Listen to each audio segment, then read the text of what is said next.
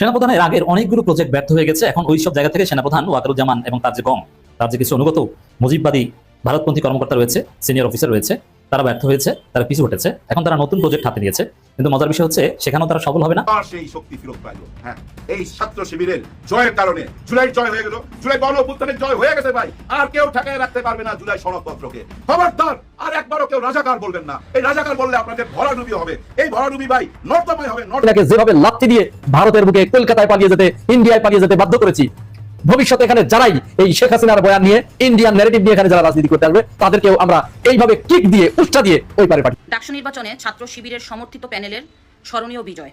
এখান থেকেই জামাতে ইসলাম সবাইকে জানান দিল 2026-এর নির্বাচনে হয়তোবা তারা।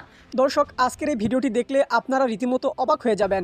আপনারা জানেন ইতিমধ্যে আওয়ামী লীগ সরকারের পতন হয়েছে। এখন ক্ষমতায় আছেন অন্তর্বর্তী সরকার ডক্টর মোহাম্মদ ইউনূস। অন্তর্বর্তী সরকারের মাননীয় উপদেষ্টা ডক্টর মোহাম্মদ ইউনূস থাকাকালীন দেশে কি কি ঘটনা ঘটে যাচ্ছে তা আপনাদের প্রমাণ সহকারে দেখা। একটা ইতিহাস গড়ার সময় আসছে, যেন এমন একটা বক্তব্য থাকে যে হ্যাঁ, শিবির কখনো ডাকসুর ভিপি হয়েছিল বা তারা এরকম ভূমিদস্য বিজয় পাইছিল, দেন ওই এক বছর ডাকসু বা ঢাবি আপনার পরিপূর্ণ রূপ পাইছে। তো প্রথম যে জিনিসটা ভালো লাগছে আমার কাছে সবচেয়ে বেশি, সেটা হচ্ছে বিজয়ের পর শিবিরের যিনি ঢাবির সভাপতি আছেন তিনি একটা বক্তব্য দিয়েছেন। দলেরও একটা নির্দেশনা ছিল যে মিছিল নয়, সিজদার মাধ্যমে শুকরিয়া আদায় করব। এটা ভিন্ন রকম একটা বিষয়, যে মুসলিম হিসাবে আমার কাছে এটা ভালো লাগছে। প্লাস অনেকাঙ্ক্ষিত ঘটনা এখানে ঘটতে পারতো, যে শিবির একটা বিজয় মিছিল বের করছে, সেখানে ধাক্কাধাক্কি বা সামহাও অন্য একটা খারাপ কিছু ঘটারও চান্স ছিল। তো সাদিক কায়েমের বক্তব্যটা আমার কাছে খুবই ভালো লাগছে। সাদিক কায়েমের বক্তব্যটা, তার বক্তব্য, আমি ভিপি হিসাবে পরিচয় দিতে চাই না, এটা তার উদারতা।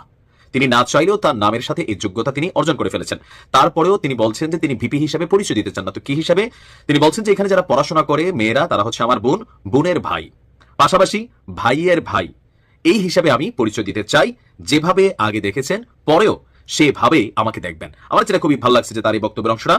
পাশাপাশি ফরহাদও, তার জিএস প্রার্থী ফরহাদ যিনি ছিলেন, তিনিও সুন্দর বক্তব্য দিয়েছেন যে আমরা আমাদের কাজগুলোকে বাস্তবে পরিণত করে আমাদের যে প্রতিশ্রুতিগুলো আছে সেগুলোকে ফিল আপ করতে চাই। অপরদিকে জিএস প্রার্থী যিনি ছিলেন মহিউদ্দিন খান, তিনি বলছেন যে এই ঐতিহাসিক বিজয়কে তখনই পূর্ণ মনে করব যেদিন আমরা আমাদের প্রতিশ্রুতিগুলো পূর্ণ করতে পারবো। এই আমানতের রক্ষণাবেক্ষণ আমাদের প্রথম অঙ্গীকার। আল্লাহ আমাদেরকে হঠকারী এবং অহংকারীতে পরিণত হওয়া থেকে পরিত্রাণ দান করুক, আমাদের পথকে মসৃণ করে দিন। খুবই সুন্দর বক্তব্য। আমার কাছে মনে হয় যে শিবির বরাবরই তারা ভালো বক্তা, ভালো বলে। শিবিরের মধ্যে চাইলে আপনি উইরা এসে জুইরা বসার সুযোগ নেই। আপনাকে একটা সিস্টেম, হার্ডওয়ার্ক, প্রসেসিং এর মধ্যে দিয়ে কিন্তু আপনাকে পার হতে হবে এবং এই জায়গাগুলোকে অর্জন করতে হবে। তো তুলনামূলকভাবে আমি অন্তর থেকে ধন্যবাদ দিই তাদের এই চিন্তা ভাবনাগুলোকে যে পাশ করে বিজয়ের নাম আত্মহারা হয়ে গেছে, এই বেটা আমি কে তুমি কে, যদিও বরাবরই এগুলো আমাদের মধ্যে আছে, তারপরেও তাদের যে ইন্টেনশনটা আছে, এত বড় একটা দায়িত্ব পাইছি, এত বড় একটা ক্ষমতা পাইছি, বাট সেই ক্ষমতা যেন আমাকে গিলা না ফেলে, এই যে পজিটিভ ভাইব। বা আমি মনে করি এখানে ডাকসুর যারা আছেন, ঢাকা ইউনিভার্সিটি যে ঐতিহ্য হারিয়ে ফেলেছে, ঢাকা ইউনিভার্সিটির মান এশিয়াতে বলেন, সারা পৃথিবীর ইউনিভার্সিটিতে র্যাঙ্কিংগুলো হলো বেল নাই, কিন্তু বুঝছেন নি, বাংলাদেশে এটার অনেক নামটাম আছে, কিন্তু সেখান থেকে বের হয়ে ঢাবিকে প্রোডাক্টিভ, ঢাবিকে শিক্ষানুরাগী মেন্টালি, ঢাবিকে শিক্ষার একটা সুন্দর পরিবেশ, সবকিছু মিলিয়ে একটা ইতিহাস গড়ার সুযোগ কিন্তু পেয়েছে ইসলামী ছাত্র শিবির। সো আমরা আশা করবো তারা তাদের দায়িত্ব পরিপূর্ণভাবে পালন করবে এবং ডাকসু নতুন একটা কি বলা হয় যে ধরেন এক্সাম্পল তৈরির জন্য সুযোগ পাবে, যে হ্যাঁ গত বছর যারা ছিল তারা এরকম করছে, আগামী বছর যারা আসবে তারা এর থেকে ভালো করতে হবে। ক্ষমতাকে পাইয়া সরাকে ধরা করা, ধরাকে সরা করা, এগুলো মানুষ পছন্দ করে না। দেশে দেশে জেনজির তাবা কোনোভাবেই যেন থামছে না। শ্রীলঙ্কা থেকে শুরু হওয়া সেই জেনজির রেভলিউশন চলছেই অনবরত। শ্রীলঙ্কা থেকে শুরু হওয়া সেটা আপনার বাংলাদেশ, পাকিস্তান, সার্বিয়া, নেপাল, এই আপনার ইন্দোনেশিয়া ঘুরে গতকালকে নেপালের তাণ্ডবের পর আজকে আবার ভারতে শুরু হওয়ার লক্ষণ দেখা যাচ্ছে। আমার পিছনে 10ই সেপ্টেম্বরের কালবেলার এই হেডলাইনটা দেখেন আপনার, নেপালের পরে আবার ভারতেও আন্দোলন শুরু। ভারতের চণ্ডীগড়ে আপনার এই অর্থাৎ জবের দাবিতে, অর্থাৎ আপনার বিভিন্ন পোস্টে সরকারি হস্তক্ষেপ এবং দুর্নীতির কারণে আপনার ভারতও সেই আন্দোলনে দাঁড়াচ্ছে এবং এই ছবিটাই কিন্তু ভারতের আজকে ভারতে আজকের এই আন্দোলনের এই ছবি। সুতরাং ভারতও যে সেটা দাঁড়াচ্ছে সে বিষয়ে বলার অপেক্ষা রাখে না, কারণ নরেন্দ্র মোদী গভর্নমেন্টের দুর্নীতি, সীমাহীন ফেইলিয়ার, ডিপ্লোম্যাটিক ফেইলিয়ার, সারা পৃথিবী থেকে বিচ্ছিন্ন অবস্থায় থাকা, দেশের অর্থনীতির 12টা বাজার থেকে শুরু করে সবকিছু মিলিয়ে আপনার এবং মাইনরিটি নির্যাতন থেকে শুরু করে আপনার চরম উগ্রবাদকে প্রতিষ্ঠা করার এই রাজনীতির বিরুদ্ধে রুখে দাঁড়াচ্ছে ভারতের লিবারাল জেনজি যারা আছেন তারা। তার অনেকগুলা বিষয় আমরা কথা বলেছি অর্থিতে। আমরা জানি যে এগুলো যে কোনো সময় আপনার এই স্পুলিংয়ের মতো মানে আপনার বের হয়ে আসতে পারে, কিন্তু এটা আটকে আছে। কিন্তু আমরা দেখতে পাচ্ছি গত কয়েক সপ্তাহ ধরে কিছুটা হলেও সেই আগুন, অর্থাৎ যে আগুন লেগেছে সেই আগুনের বাতাস পাওয়া যাচ্ছে। আজকে বড় ধরনের প্রতিবাদ হয়েছে ভারতে। এটা কোন পর্যায়ে কোথায় গিয়ে থাকে আমরা দেখার অপেক্ষা থাকলাম। তবে এতটুকু বলি, এই আপনার শ্রীলঙ্কা, বাংলাদেশ বলেন, আর পাকিস্তান বলেন, ইন্দোনেশিয়া বলেন, সার্বিয়া বলেন, আর নেপাল, এগুলা বলেন, এই আগুনও ভারতে আছে এবং ভারতে যে কোন সময় সেটা বিস্ফোরিত হবে বলে আমরা মনে করি। কেননা অবস্থাটা খুব সুখকর মনে হচ্ছে না লেডিস এন্ড জেন্টলম্যান ভারতের জন্য। ভারতের নরেন্দ্র মোদী গভর্নমেন্টের বিরুদ্ধে ফুসছে জেনজি, বিশেষ করে সীমাহীন বেকারত্ব, অর্থনৈতিক মন্দা, ডলারের এগেনস্টে রুপির সীমাহীন মার খাওয়া এবং মোটামুটি আমেরিকা থেকে বিচ্ছিন্ন হওয়ার বিভিন্ন সমস্যা, বিভিন্ন এই কারণে ক্ষুব্ধ নতুন জেনারেশন। তারা মনে করেন যে নতুন সরকারের ডিপ্লোম্যাটিক এবং একগেই পদ্ধতি ভারতের জন্য বিপদ ডেকে আনছে। জবলসের সংখ্যা ক্রমেই বাড়ছে, বেকারত্ব ভয়াবহ আকার ধারণ করেছে ভারতে, এবং সেটা নিয়ে ফুসছে নতুন প্রজন্ম। দেখার বিষয় কোথায় যায়, কোন পর্যায়ে যায় নরেন্দ্র মোদী, এটাকে কিভাবে ট্যাকল করেন। তবে আমি আবার বলি, যুক্তরাষ্ট্রের সাথে বাণিজ্য আলোচনা না হয় পরিস্থিতি কিন্তু খুবই গোলাটে হচ্ছে এবং কঠিন থেকে কঠিন হচ্ছে। কেননা আমেরিকা থেকে একের পর এক ভারত বিদ্বেষী বা ভারত বিরোধী বিভিন্ন পদক্ষেপ বা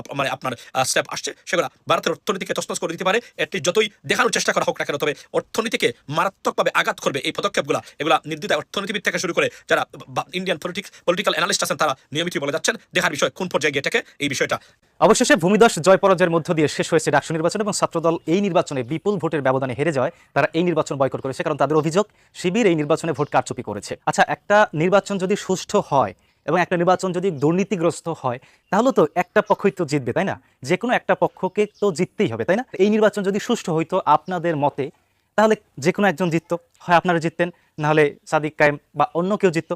এখন নির্বাচনে হেরে গেছেন দেখা এই নির্বাচন সুষ্ঠু হয় নাই, মানে সুষ্ঠু হইলে কি দুই পক্ষই জিততো? এখন সুষ্ঠু হয় না দেখে এক পক্ষ জিতছে। এই নির্বাচন যদি আপনাদের মতো সুষ্ঠু হইতো তাহলে কি আপনারাও জিততেন, সাদিক কায়েমরাও জিততো, অথবা ওই যে মেঘমাল্লার বসু এরাও জিততো। এখন নির্বাচন আপনাদের মতো সুষ্ঠু হয় নাই, এই জন্য আপনারা হেরে গেছেন, তাই না? আচ্ছা, নির্বাচনটা যদি সুষ্ঠু হইতো, আপনারা ভোট পাইছেন 5,600 সামথিং, মানে আবিদ, এবং সাদিক কায়েম ভোট পাইছে 14,000 প্লাস, মানে আবিদের থেকে সাদিক কায়েম 2 গুণেরও বেশি ভোট পাইছে। আপনাদের মতো যদি এই নির্বাচনটা সুষ্ঠু হইতো তাহলে আপনারা আর কয় হাজার বেশি ভোট পাইতেন? মানে নির্বাচনে হেরে গেছেন দেখে নির্বাচন সুষ্ঠু হয় না। কেন আপনারা কিছুদিন আগে বললেন না যে এখন আমরা যেই ভিপি হব সেই জিতে যাবে, সবাই জিতে যাবে, কারণ আমরা জুলাই আন্দোলনের পক্ষের শক্তি, তাই না? কিছুদিন আগেই তো বললেন যে আমরা হেরে গিয়েও জিতে যাব, জিতে গিয়েও জিতে যাব, মানে যেই ভিপি হবে আমরা সবাই জিতে যাব, কারণ আমরা জুলাই আন্দোলনের পক্ষের শক্তি। তাহলে কালকে নির্বাচনের কেন মানে বয়কট করলেন বুঝলাম না কিছু। আচ্ছা, আপনাদের ভোট দিবে কেন শিক্ষার্থীরা, এই প্রশ্নে আসি। আপনাদেরকে ডাকসু নির্বাচনে শিক্ষার্থীরা কেন ভোট দিবে? আপনারা এই ঢাকা বিশ্ববিদ্যালয়ের ভিপি হয়ে বহিরাগতদেরকে প্রবেশ ঠেকাবেন, কিন্তু আপনারা নিজেদের প্রচারের জন্য লোক ভাড়া করে আনছেন। আপনারা নারীদের অধিকার ফিরিয়ে দেবেন, সাদিক কায়েমরা হলে নারীরা ঠিক মতো চলাফেরা করতে পারবে না, কিন্তু দেখেন দিন শেষে নারীরাই সাদিক কায়েমকে বেশি ভোট দিয়েছে। আপনারা বলছেন যে আপনারা ভিপি হইলে এই ক্যাম্পাসের নারীদেরকে একটা আলাদা একটা মর্যাদা দিবেন, নারীদের অধিকার ফিরিয়ে দিবেন, অথচ কালকে একজন নারী শিক্ষক বা শিক্ষিকা আপনাদের জুলাই আন্দোলনের সপক্ষের শক্তি, যখন জুলাই আন্দোলন হয়েছিল তখন ঢাবির স্টুডেন্টকে পুলিশের হাতে তুলে দেবে না, এই জন্য সে নিজে ঢাল হয়ে দাঁড়িয়েছে সামনে। সেই শিক্ষিকা আপনাদেরকে হলে ঢুকতে দেয় না অবৈধভাবে, যার কারণে আপনারা সেই শিক্ষাকে নিয়ে অবৈধ অকথ্য ভাষায় গালিগালাজ করছেন এবং সারা বাংলাদেশে এটা ভাইরাল হয়েছে। আপনাদেরকে নারী শিক্ষার্থীরা কেন ভোট দেবে? ভিসির সামনে যে আচরণটা করলেন, ওই যে কি গণেশ মনেশ, ভিসির সামনে যে আচরণটা করলেন, ভিসির সামনে টেবিলে মানে চর দিয়ে, তারপর সে ভিসিকে ধমক দিয়ে যে আচরণটা আপনারা করলেন, আপনাদেরকে কেন ভোট দেবে শিক্ষার্থীরা? কালকে অন্য কোনো রাজনৈতিক দলের কোনো বড় বড় নেতাদেরকে কালকে ঢাবির ক্যাম্পাসে দেখেছেন, অথচ আপনাদের রাকিব ভাই সে বিশাল মিছিল, আপনাদের যে নয়ন আপনাদের হচ্ছে মিছিল সম্পাদক মানে স্লোগান সম্পাদক যে নয়ন, সেও শাহবাগ দখল করে মোটামুটি একটা তুমিও জানো আমিও জানি অমুক অমুক পাকিস্তানি এই স্লোগান দিছে। নির্বাচনের আগে যদি এই রকমের পরিবেশ আপনারা সৃষ্টি করেন তাহলে আপনাদেরকে কেন ভোট দেবে শিক্ষার্থীরা? আপনারা 5,600 ভোট পাইছেন, এটা বেশি পাইছেন ভাই, 5,600 ভোট পাইছেন, এটা বেশি পাইছেন, অথচ দেখেন সাদিক কায়েমরা 14,000 প্লাস ভোট পাইছেন। তারা কি ওইখানে অরাজকতা সৃষ্টি করছে? দু একটা বিচ্ছিন্ন ঘটনা ঘটবে, এটা আমি স্বীকার করি, এটা সবসময় আমি স্বীকার করি, দু একটা বিচ্ছিন্ন ঘটনা ঘটবে, তাই বলে এই মানে সাদিক কায়েমদের সপক্ষের শক্তিরা কেউ নির্বাচন মানে শেষ হয় না, ফলাফলের আগেই নির্বাচন মানি না, ভোট চুরি হয়েছে, এরপরে মিছিল দেবে শাহবাগে, অমুক অমুক হিন্দুস্তানি, অমুক অমুক পাকিস্তানি, এইসব কি করছে? তাহলে আপনাদের কেন ভোট দেবে শিক্ষার্থীরা? আমার তো মনে হয় যে আবিদ ভাই এত কম ভোট পাইছে যায় তার নিজ দলের কর্মীরাই আপনাদেরকে ভোট দেয় না। তা আপনারা যদি সেই ম্যান্ডেট নিয়ে কাজ করেন এবং শিক্ষার্থীদের যদি মানে ম্যান্ডেট না বুঝেন তাহলে আপনাদেরকে কেন শিক্ষার্থীরা ভোট দেবে? আপনারা সেই মানদাত্তা আমলের রাজনীতি এখন পর্যন্ত করে আসছেন এবং এই ডাকসু নির্বাচনের পরাজয়ের মাধ্যমে যদি আপনাদের কানে এখন পর্যন্ত পানি না যায় তাহলে বড় ধাক্কা খাবেন আগামী ফেব্রুয়ারিতে। সুতরাং দ্বিতীয়বার আর উচ্চারণ করবে না যে শিবির ভোট কারচুপি করছে, কারণ এই বাংলাদেশে বর্তমানে সবচেয়ে বড় ছাত্র সংগঠন হচ্ছে ছাত্রদল। শিবির ছাত্রদলের তুলনায় দেখবেন যে অর্ধেক, আমি মানে একজন সমর্থক হিসেবে বলছি, শিবির ছাত্রদলের তুলনায় অর্ধেক বড় একটা সংগঠন। সেক্ষেত্রে ছাত্রদলের সামনে দিয়ে শিবির ভোট কারচুপি করে নিয়ে যাবে এই কথা বারবার উল্লেখ করে আপনাদের ছাত্রদলের নিজেদের ইজ্জত নিজেরা শেষ করবে না প্লিজ। সেনাপ্রধানের আগের অনেকগুলো প্রজেক্ট ব্যর্থ হয়ে গেছে, এখন ওই সব জায়গা থেকে সেনাপ্রধান ওয়াকারুজ্জামান এবং তার যে গং, তার যে কিছু অনুগত মুজিববাদী ভারতপন্থী কর্মকর্তা রয়েছে, সিনিয়র অফিসার রয়েছে, তারা ব্যর্থ হয়েছে, তারা পিছু হটেছে, এখন তারা নতুন প্রজেক্ট হাতে নিয়েছে। কিন্তু মজার বিষয় হচ্ছে সেখানেও তারা সফল হবে না, কারণ আগের প্রজেক্টগুলো যে কারণে যেভাবে ব্যর্থ হয়েছে এখনো নতুন প্রজেক্টও পিনাকি ভট্টাচার্য ইলিয়াসরা টের পেয়েছে। এখন একটা ষড়যন্ত্র যখন জানাজানি হয় তখন ওটা আর করতে পারে না। চোর চুরি করবে এটা বাড়ির মালিক জেনে গেলে তখন আর ওই চুরি করতে পারে না, যেভাবে হোক ওই চুরি ঠেকানো হয়। তো দর্শক, এটা একদম এস্টাবলিশড ফ্যাক্ট যে প্রথমে তারা চেষ্টা করেছিল রিফাইন্ড আওয়ামী লীগ, যেটা সরাসরি স্বীকার করেছে ওয়াকার নেত্র নিউজের সাথে, এবং হাসনাত আব্দুল্লাহ ফাঁস করে দিয়েছিল যে রিফাইন্ড আওয়ামী লীগের প্রস্তাব করেছে এনসিপির কাছে, আরো নানান গোষ্ঠীর কাছে, যে আওয়ামী লীগ ছাড়া ইনক্লুসিভ ইলেকশন হবে না এবং আওয়ামী লীগ বিহীন নন ইনক্লুসিভ ইলেকশন, নন পার্টিসিপেটরি ইলেকশন এটা আন্তর্জাতিক বিশ্ব মানবে না। এটা ছিল ওয়াকারের যুক্তি। এবং রিফাইন্ড আওয়ামী লীগ লাগবে। রিফাইন্ড আওয়ামী লীগ বলতে কি, কাদেরকে সামনে আনা হবে, এই বিষয়ে অনেক থিওরি ছিল তাদের কাছে, অনেক অ্যাসাইনমেন্ট তারা করে ফাইন্ডিং স্টাডি করেছিল। কিন্তু হাসনাত আব্দুল্লাহ, সাংবাদিক ইলিয়াসরা, পিনাকি ভট্টাচার্যকে জমের মতো ভয় পায় ওয়াকার, ইলিয়াসকে ভয় পায়। কারণ ওয়াকার যেখানে ঘুমান বা যেখানে হাঁটাচলা করেন সেই সব জায়গার অনেক গোপন তথ্য ইলিয়াস পিনাকিদের হাতে চলে যায়। এবং এই ওয়াকারের যে ম্যান, সে কচুকতি সাংবাদিক, সে ইলিয়াস পিনাকিদের সাথে পারে না। এবং ওয়াকার যাদেরকে রেখেছে তাদের বট হিসেবে, তারা এক একজনে ধরা পড়ছে। যেমন ডাক্তার জাহিদ টেক, এই জাহিদ টেকের বহুগামিতা ইলিয়াস সামনে এনেছেন, তার ফ্যামিলি নিয়ে নাড়াচাড়া শুরু করে দিয়েছেন। এখন কিভাবে শান্তিতে থাকবে, কিভাবে ঘুমাবে, খাবে, এটা নিয়েই দৌড়দৌড়িতে আছে ডাক্তার জাহিদ টেক। সে কিভাবে সেনাবাহিনীকে সার্ভিস দিবে। ইলিয়াস পিনাকিদের সাথে ওয়াকার বাহিনী পারছে না, কেউ পারবে না, সম্ভব না। সত্য বিজয়ী হবে এবং জনগণ ইলিয়াস পিনাকিদের কথা বিশ্বাস করে। এবং কনক সরোয়ার বা ইলিয়াস পিনাকি, কনক সরোয়ার, কর্নেল হাসিনুল বা এদের সাথে মিলিটারি পার্সোনেল যারা সিনিয়র অফিসার, তাদের একটা বড় অংশের ঘনিষ্ঠ যোগাযোগ। এবং বাংলাদেশ সেনাবাহিনীর অফিসারদের মেজরিটি এবং জুনিয়র অফিসার এবং সৈনিকদের মেজরিটি তারা সত্যের পক্ষে, ন্যায়ের পক্ষে। এটা হচ্ছে বড় স্ট্রেংথ। এই জায়গায় ওয়াকারের সব দুর্বলতাগুলো ধরা পড়ছে এবং তার প্রজেক্টগুলো ফাঁস হয়ে যাচ্ছে, তিনি পারবেন না। দেখেন, প্রথম ছিল রিফাইন্ড আওয়ামী লীগ প্রজেক্ট, সেটা হাসনাত আব্দুল্লাহ, পিনাকি, ইলিয়াসরা খেয়ে দিয়েছেন, গেছে। এরপরে রিফাইন্ড জাতীয় পার্টি। এখন যে অবস্থা, যে ইউনূস জাতীয় পার্টিকে নিয়ে নড়ে চড়ে বসেছে, যে জাতীয় পার্টিকেও নিষিদ্ধ করবে বা এই জাতীয় পার্টিকে জনগণ অলরেডি নিষিদ্ধ করে দিয়েছে, এদের অফিস পুড়িয়ে দেয়, এদের নেতারা রাজপথে নামলে এদেরকে ধোলাই দিবে, এই বন্দোবস্ত কিন্তু হয়েছে। তার রিফাইন্ড জাতীয় পার্টি নিয়েও আর তেমন আগাতে পারছে না, যদিও রিফাইন্ড জাতীয় পার্টি প্রজেক্ট এখন পর্যন্ত হাল ছেড়ে দেয়নি, চেষ্টা আছে, কিন্তু পারবে না, এটা জানে। নূরকে হামলা করার যে ঘটনা, সেটা ব্যাকফায়ার করেছে, উল্টো অ্যাকশন হয়েছে, সাইড এফেক্ট হয়েছে।